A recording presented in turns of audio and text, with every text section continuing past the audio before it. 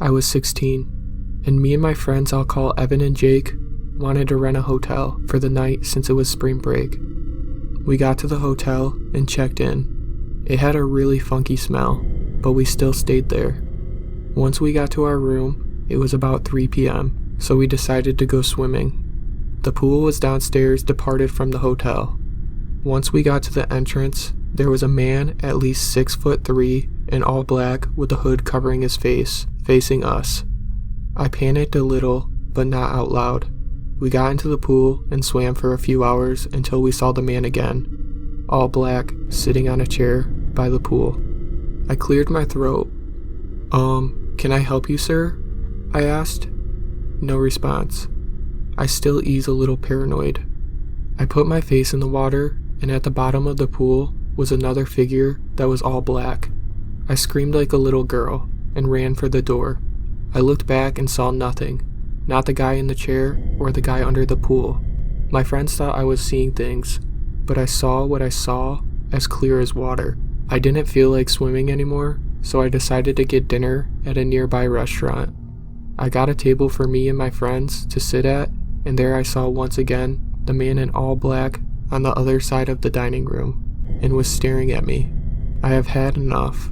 I went over there and I lost track of him, and he took off. After we ate, I decided this trip has gone too far, and we should leave tomorrow morning, but my friends didn't like that idea. Once it was 10:30, my friends and I dozed off in the hotel room. I woke up to some noises. I saw a shadow of a figure at the end of my bed. I calmed myself down and told myself that it was my hat that I put there before I went to bed. I went to bed and got woken up again 30 minutes later to more noises. I was getting thirsty, so I reached under my bed and tried to grab my water bottle, but I grabbed something and I was totally shocked by what I grabbed. It was my hat. I have never been more scared in my life. I couldn't help but scream at the top of my lungs when I heard a voice next to my ear say, "You're a bitch." I jumped out of bed and realized it was 2 men in black right there. I tried to fight them, but it was no use once they grabbed me and dragged me out of that room. I tried to scream, but the guy was covering my mouth. I passed out and woke up in a stretcher. It turned out those guys knifed me while I passed out and someone caught them. But the doctor said no one could catch the guys who got me. To this day, I always have a nightlight at night, so I'm not scared. For starters, my name is Jade. I'm currently 12, and I live in Colorado. I live in a neighborhood with low to no crime. This happened to me about a year ago. I was doing my nightly routine: shower, brush teeth, and go to bed.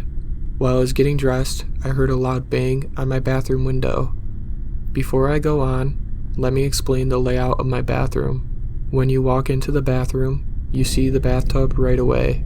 To the right of you, there's a counter and sink, and next to the counter, there's the toilet. The small window in my bathroom is right above my shower. So as I was saying, I heard a loud bang on my window. At first I thought it was my mom trying to scare me, but when I walked out the bathroom, I saw my mom sitting on the couch. In confusion, I asked my mom if she had been in the backyard, but in the middle of my sentence, we both heard a loud bang on the sliding glass door. My mom told me to get into the laundry room. My laundry room has no windows. My mom then got her gun and walked outside. She came back inside a minute later. She told me she saw footprints leading up to the electric box. I then got sick to my stomach, realizing the person was probably watching me shower. And when I started getting dressed, they banged on the window. Several months after this incident, I have heard people jumping our fence in the middle of the night and walking around the front of our house. I now have a fear of taking showers at night. But to the person who was watching me take a shower, let's not meet again. This happened last year when I was 15. Me and my friend, I'll call her Kate, were messing around in our neighborhood one day. We were on the side of the road playing around with sparkles and other stuff like that. Suddenly, Kate said to turn around and look behind me. I did, and when I looked at the home behind us, I saw someone looking through the window. I couldn't really tell what he looked like, so I just ignored it and turned around. A few minutes later, Kate said to look again. I did, but this time there was a woman with him at the window.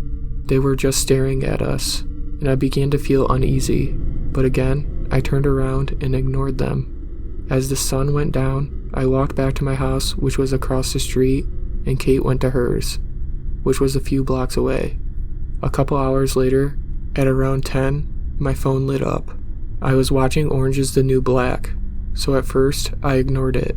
Then I got another alert, so I picked up my phone and looked at my screen. My 2 alerts were from Snapchat. Someone added me, and their username was something like Jaden with a few numbers after it, and then they sent me a picture. I waited until the episode was over to open it. It was a black screen with a message saying, "Hey." I ignored that message. Around 6 to 7 minutes later, I got another Snapchat from the same guy, and this time it was a black screen saying, "Why didn't you answer?" Again, I ignored the snap and went back to Netflix. When my phone buzzed again, I didn't look at it. Throughout the episode, I got around 4 more alerts, which I all ignored. Then I fell asleep. When I woke up the next morning, I had 11 alerts. Most of them were black screens saying, "Why aren't you answering?" or "I know you're awake, answer me." But the last one freaked me out. It was a picture of my house, taken from across the street, with a caption, "Answer me, now." I was stupid, so I didn't screenshot the picture, but I did block him. I didn't hear anything for a few days, but then I got another alert that someone added me. It was the same username as before, but with a 1 after it. Then I got sent multiple snaps. I didn't open any of them because I was in class. 4 hours later, I checked my Snapchat. All the pictures he sent me were pictures of me. Some were during lunch, and some were when I walked home from school. Again, I blocked the user, and I didn't get any screenshots last night. I got a snap of my window again, taken from across the street and from the same user, but this time with a 2 after it. I told my dad, and he freaked out and called the police. When they arrived, I told them everything, but they couldn't do anything since I didn't get any screenshots. I don't know what to do, so I decided to delete Snapchat, but he has found me on other social medias. I've blocked him on everything, and I'm thinking about deleting everything. This story didn't happen to me. It happened to my mom. Let me start off first by saying at the time of this story, my mother was going to college at Texas Tech. She was getting a law degree. I forget what year she was in. One night my mom was walking back from her tennis team's practice, thinking that she was all alone. There was no one on the streets and the street lights were on. At one point she started to feel suddenly uneasy and decided to take a glance behind herself. What she saw made her become very wary. A tall, large man was walking behind her a few meters away. I recall her mentioning that it wasn't strange to see another young adult walking around at night, but this person didn't seem very young. Judging by this man's build, she estimated he was around 30 to 50 years old. It definitely was not a college professor, since most of them are out at this time of the night, and are much shorter than this man was. Just to double check that this was just a normal pedestrian and not a creeper, my mother decided to pick up the pace. She was now speed walking down the street. A loud sound of shoes hitting the ground behind her caused her to turn around and see the tall man was now sprinting towards her. Noping the fuck out of there, my mom booked it. Due to her being very athletic, she managed to stay a good 5 to 7 meters ahead of the guy. He too was quite fast, taking a sharp turn around the corner and running into her apartment building. Her apartment was on the ground floor. She quickly unlocked the door, ran inside, and locked it. My mom didn't turn on the light, so the man wouldn't think she was in there. Next to the door, there were 2 large windows with see-through curtains. Peeking through the window, she saw the man approaching her apartment. Thinking quickly, my mom purposely fell to the floor and shuffled next to the wall, laying there so in case he were to look in, he wouldn't see her. Yup, that's exactly what he did. Apparently his shadow could be seen through the curtains as he leered in. The guy stayed there for what seemed to be like 20 to 30 minutes before backing away. A note was slipped under her door, and then he was gone. My mom didn't get up until she knew for a fact that he was indeed gone.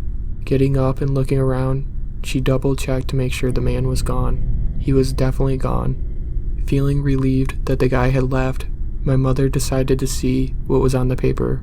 The piece of paper was blank with a few words written, largely in the middle. The note read, "A hard man is good to find." Apparently the creep had revered an old saying, "A good man is hard to find." To that, yeah. My mom went to the police the next day and filed a report. They took her statement and the note and said they'd keep an eye out. I don't recall if they caught the guy or not. The world will never know.